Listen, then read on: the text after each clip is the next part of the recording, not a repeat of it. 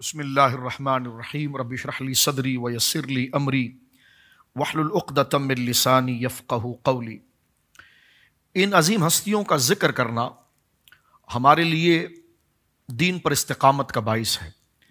جناب سید عالم صلی اللہ علیہ وسلم کا ارشاد ہے کہ دینی معاملات کے اندر اور دین میں رسوخ حاصل کرنے کے لیے آپ صالحین اور بڑوں کو دیکھو، صحیح، اور شکر حاصل کرنے کے لیے جو ہے وہ اپنے سے دنیا کے ماتحت لوگوں کو دیکھو۔ تو لہٰذا شریعت مطہرہ پر چلنا استقامت کے ساتھ، صبر کے ساتھ، للہیت کے ساتھ، اس کے لیے صالحین کی زندگیوں کو دیکھا جاتا ہے۔ میں اس بات آپ کے جواب کی طرف آتے ہوئے ناظرین کو یہ بتانا چاہتا ہوں کہ ان ہستیوں کا ذکر کیوں ضروری ہے۔ ایک تو یہ کہ جناب سید عالم صلی اللہ علیہ وسلم کا خود فرمان مقدسہ ہے کہ حضور نے ارشاد فرمایا کہ صبر حاصل کرنا چاہتے ہو، دین پر جمنا چاہتے ہو اور باطل میں ملوث ہونے سے خود کو روکنا چاہتے ہو، تو پھر دین میں جو بڑے اکابر گزرے ہیں ان کو دیکھو، تاکہ ان کی زندگی آپ کے لیے ذخیرہ مطالعہ بنے، اور وہ ذخیرہ مطالعہ آپ کی طبیعت میں رج بس کر آپ کو استقامت کا صدقہ دے اور استقامت کی دلیل بنے۔ قرآن مجید فرقان حمید میں اگر آپ دیکھیں تو سورہ ہود کے اندر اللہ رب العالمین جل وعلا اس چیز کو ذکر فرماتا۔ نبی پاک صلی اللہ علیہ وسلم نے جب تبلیغ کی ابتدا فرمائی تو یقیناً مخالفین کی جانب سے بہت سخت قسم کی گویا کہ مخالفت سامنے سے آئی۔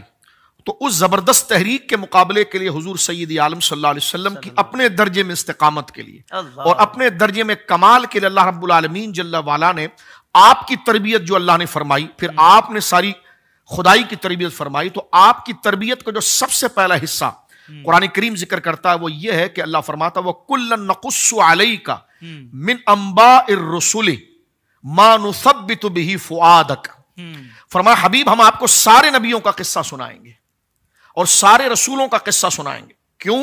فرمایا اس لیے سنائیں گے فَنُثَبِّتُ بِهِ فَوَادَكَ، تاکہ اس کے ذریعے جو ہے وہ آپ کا دل مضبوط ہو جائے۔ وَكُلًّا نَقُصُّ عَلَيْكَ مِنْ أَنْبَاءِ الرُّسُلِ مَا نُثَبِّتُ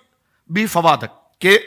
وہ جو آپ کا دل ہے وہ مضبوطی کی طرف آئے۔ یہاں سے علماء صالحین نے اس مسئلے کو ذکر کیا کہ اللہ والوں کا ذکر یہ تربیت کے اندر، استقامت کے اندر اور اپنے مقصد کو پانے کے اندر بندے کے لیے اندر جو رسوخ پیدا ہوتا ہے، اس کی روحانیت، اس کی ذہنی اور اس کی فکری تربیت کا سب سے بڑا ذریعہ جو ہے وہ اپنے بزرگوں کے واقعات، صالحین اور اس نظریے پر گزرے ہوئے جو پچھلے لوگ تھے ان کی سیرت کا ہونا ضروری ہے۔ تو لہذا یہی مقصد عرس ہوتا ہے، تاکہ ان کی حالات، ان کی زندگی، ان کے واقعات کہ انہوں نے اللہ کے دین کی سربلندی کے لیے، عبادات اور احکامات کی پابندی کے لیے اور اس پرآشوب اور اس پرفتن دور کے اندر استقامت کا مظاہرہ کرنے کے لیے جو جد و جہد انہوں نے کی اخلاص کے ساتھ، تو وہ مظاہرہ، وہ عملی شکل ہمارے سامنے موجود ہو، تاکہ ہمارے سامنے اپنے معیار کے جو معاملات آزمائش کے طور پر آتے ہیں تو ان کے واقعات اور ان کے حالات ہمارے لیے استقامت کا باعث بنے۔ بہت اچھا، یہ تو ایک عرس کا مقصد ہے، سوال جو ہوتا ہے۔ اب دوسری بات یہ ہے کہ دیکھیے قرآن مجید کے اندر اللہ رب العالمین جل وعلا نے علماء کی تعریف فرمائی جی، اور پھر حضور سید عالم صلی اللہ علیہ وسلم کا ارشاد ہے، سیدنا معاویہ رضی اللہ تعالیٰ نے حدیث پاک کے راوی جو بخاری شریف کے اندر ہے، کہتے ہیں کہ میں نے نبی پاک صلی اللہ علیہ وسلم کو خطبہ دیتے ہوئے یہ روایت سنی ہے کہ حضور علیہ الصلوۃ والسلام نے ارشاد فرمایا کہ من یرید اللہ بہ خیرا یفقہہ فی الدین، کہ اللہ رب العالمین جل وعلا جب کسی سے خیر کا ارادہ فرماتا ہے تو اس کو دین کا فقیہ بنا دیتا ہے، دین کی دانائی عطا فرماتا ہے۔ اور اس میں تو کوئی دو رائے نہیں ہے کہ علم حدیث اور دیگر علوم یہ علم کی مبادیات ہیں، شروعات ہیں، اور علم کا منتہا جو ہے وہ فقہ ہے، دانائی ہے، تفقہ ہے۔ اس لیے حضور سید عالم صلی اللہ علیہ وسلم نے ارشاد فرمایا کہ اللہ جس سے بہتری کا ارادہ فرماتا ہے اسے اپنے دین کی دانائی عطا فرماتا ہے، فقہ کامل عطا فرماتا ہے، احکام اور اصول شرع میں اسے رسوخ عطا فرماتا ہے۔ سبحان اللہ۔ اب اس بنیاد کو اگر آپ دیکھیں، اصل دین اصول شرع اور احکام یعنی تفقہ ہے۔ اس دین اور اس شریعت کی بنیادی تعلیم کو بچانے کے لیے بر صغیر پاک و ہند کے اندر علماء کی ایک تاریخ موجود ہے، ایک مانوی تاریخ وہ موجود ہے جس کو کوئی فراموش نہیں کر سکتا، کہ علم فقہ کی ترویج، اشاعت اور لوگوں تک اس کو پہنچانا، یہ آپ دیکھتے ہیں کہ بر صغیر کے اندر، پاک و ہند کے اندر جید علماء نے اس پر اپنا کلیدی کردار ادا کیا۔ لیکن انہی علماء کی صف کے اندر ایک بڑا برگزیدہ خاندان جس کی ابتدا امام العلماء مولانا رضا علی خان صاحب رحمہ اللہ نے جو دارالفتاء بریلی شریف میں قائم کیا، اور 200 سال کے قریب عرصے پر یہ محیط دارالفتاء اور فقہ اور علم دین کی دانائی اور علم شرائع و احکام کا رسوخ پیدا کرنا، اس کی حفاظت کرنا اور لوگوں کو شریعت کے راستے پر چلانا، یہ بر صغیر کے ان جید علماء کے درمیان یہ خاندان سب سے ممتاز رہا ہے۔ اب آپ دیکھیے کہ اگر میں یہ کہوں کہ جب بھی تحقیق کا نام آتا ہے اور جب بھی تفقہ فی الدین کا نام آتا ہے تو اگر ذہن فوراً بریلی شریف کی طرف منتقل ہو جاتا ہے۔ جب بھی تفقہ فی الدین کا نام آتا ہے تو تبادر ذہن یا تو امام العلماء مولانا رضا علی خان کی طرف جاتا ہے، یا امام المتکلمین مولانا نقی علی خان کی طرف جاتا ہے، یا امام اہل سنت مجدد اعظم امام احمد رضا کی طرف جاتا ہے، یا ان کے شہزادگان حجت الاسلام مولانا حامد رضا خان صاحب، یا سرکار مفتی اعظم ہند کی طرف جاتا ہے، یا سرکار تاج الشریعہ کی طرف جاتا ہے۔ تو گویا کہ 200 سال پر یہ محیط خدمات کا وہ خاندان ہے جو فقہ حنفی اور علوم شرع اور اصول دین کی خدمت کے اندر صف اول میں نظر آتا ہے۔ اس خاندان کی جو خدمات ہے تو اب آپ دیکھتے ہیں کہ حضرت کاظم علی خان رحمہ اللہ کے بعد اس خاندان میں سب سے پہلے، جو آپ نے نسب میں ذکر فرمایا، سب سے پہلے جس نے علم دین کے تحفظ کے لیے مرکز قائم کیا وہ اعلیٰ حضرت امام اہل سنت رضی اللہ تعالیٰ عنہ کے دادا جان امام العلماء مولانا رضا علی خان صاحب رحمہ اللہ تعالیٰ ہیں، جنہوں نے بریلی شریف کے اندر مرکز قائم کیا۔ 1857 کی جنگ کے اندر مجاہدین اسلام کی خدمت میں ان کا نام سر فہرست کے اندر آتا ہے۔ سب سے پہلا دارالفتاء اور سب سے پہلا تفقہ فی الدین کا کام آپ کی ذات سے اس خاندان میں شروع ہوا۔ پھر آپ کے شہزادے مولانا نقی علی خان صاحب رحمۃ اللہ علیہ امام المتکلمین ہے۔ پھر اس کام کو شورائے آفاق اور 4 دنگ عالم کے اندر مشہور جس نے کیا، بلکہ وہ خود تفقہ فی الدین کا اپنے دور کا فرد کامل بنا، وہ امام احمد رضا خان فاضلی بریلوی نور اللہ مرقدہ۔ پھر آپ کے بعد آپ کے شہزادے اعلیٰ حضرت کے فتاوی اگر آپ دیکھیں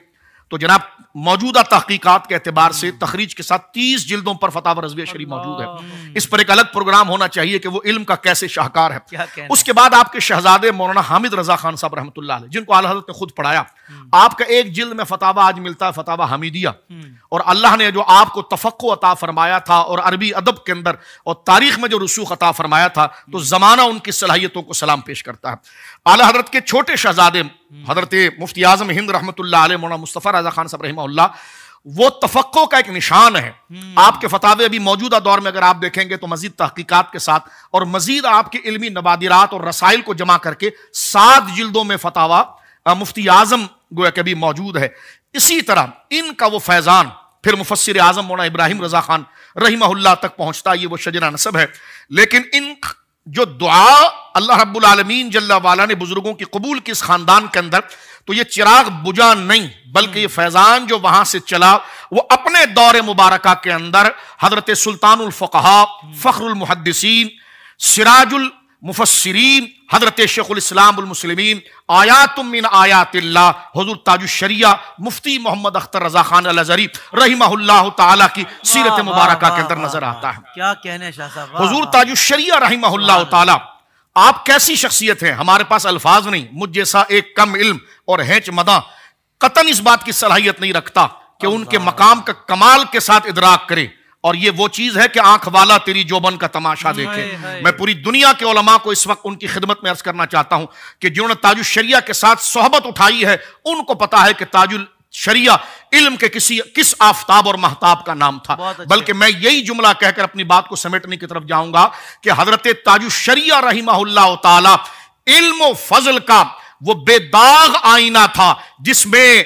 میں ہزاروں علم و فنون کے ستارے چمکتے ہوئے نظر آتے تھے۔ یہ امام، یہ حضرت تاج الشریعہ کی شان و مقام تھا۔ آپ بیک وقت محدث بھی تھے، آپ مفسر بھی تھے، آپ معلم بھی تھے، آپ مدرس بھی تھے، آپ خطیب بھی تھے، آپ مرشد بھی تھے، آپ شارع بھی تھے، آپ ادیب بھی تھے، آپ شاعر بھی تھے، یہ سارے کمالات، آپ محشی بھی تھے۔ آپ صرف المعتمد المستند اٹھا کر دیکھیے، اس کتاب کے عربی متن کو دیکھ کر استاد غور کرتا ہے کہ اس کو کس معنی میں ڈھالا جائے، اس کا ترجمہ جو سرکار تاج الشریعہ نے کیا ہے، اس سے پتا چلتا ہے کہ عربی زبان کو اس کے تمام کمال کے ساتھ اردو کے اندر ڈھال دینا اور اردو زبان کو عربی کے تمام کمال کے ساتھ اس کا عروج دینا، یہ اپنے دور میں خاصہ اگر کسی بندے کا رہا ہے تو دنیا اس کو تاج الشریعہ کہتی ہے۔ حضرت تاج الشریعہ رحمہ اللہ تعالی علم و فضل کا ایک آفتاب تھے۔ 14 ذی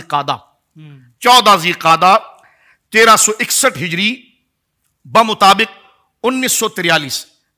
1943 کو بریلی شریف مولا سودا گراں کے اندر حضور مفسر اعظم مولانا ابراہیم رضا خان رحمہ اللہ کے گھر میں آپ کی ولادت طیبہ ہوئی ہے. یہ ایک اختصار کے ساتھ خلاصہ تھا جو میں نے چھوٹی سی نظر آپ کی بارگاہ کے اندر پیش کی ہے کہ بے نشانوں کا نشان مٹتا ہے. ہم جیسے کون لوگ ہیں؟ اللہ رب العالمین نے انہی کے نام سے جو اچھوں کے ساتھ جڑتا ہے تو اللہ رب العالمین اسے بھی اچھا بنا دیتا ہے. تو اس خاندان کا نام ہی ضرب مثل ہے تحقیق کا، صداقت کا، عدالت کا. جہاں اس خاندان کا نام آتا ہے، یا اگر آپ کہیں علماء کی عدالت، علماء کا زیور کیا ہے؟ عدل، انصاف، حق گوئی، للہیت،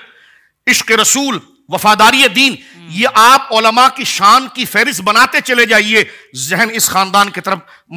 گویا کہ متوجہ ہوتا چلا جاتا ہے. تو اللہ رب العالمین جل والا سرکار تاج الشریعہ کے فیضان سے ہم تمام کو متمتع فرمائے. کیا کہنے شاہ صاحب، سلامت رہیے.